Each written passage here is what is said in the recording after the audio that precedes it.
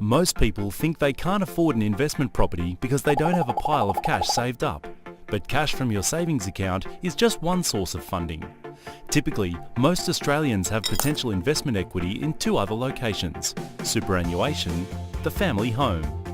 Investment using your super may be a possibility, but in this video, we're going to show you an example using the equity in your own home. Let's say your home is worth $600,000 and you have a $200,000 mortgage. Providing you meet the bank's lending requirements, which comes down to your income and expenses, they'll lend you up to 80% of the value of your home, minus any debt already against it. So in this example, 80% of your $600,000 home equals $480,000.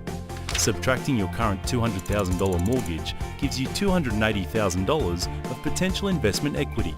How cool is that? So now, how can this effectively be used to buy an investment property? Let's say you're looking at a $500,000 property in a great location. You'll need to pay a 10% deposit plus standard purchase costs like stamp duty, legals, etc. This $70,000 comes directly from your new equity loan, and the balance of $450,000 for the property is a standard investment loan. Notice you have borrowed all the money and not put any of your own cash towards the investment. This is usually the most effective investment finance strategy, as it makes your investment property as tax effective as possible.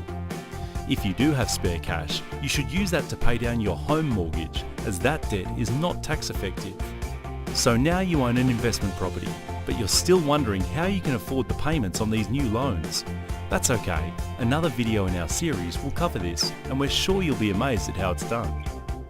So let's stop for a second. What was the original reason for wanting an investment property?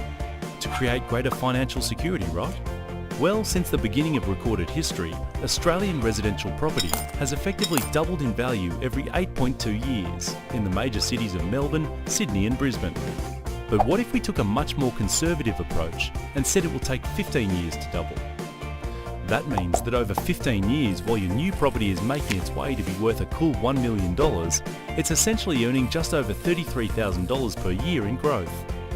And since you use $70,000 to buy this property from your equity, that's a 48% return on your equity.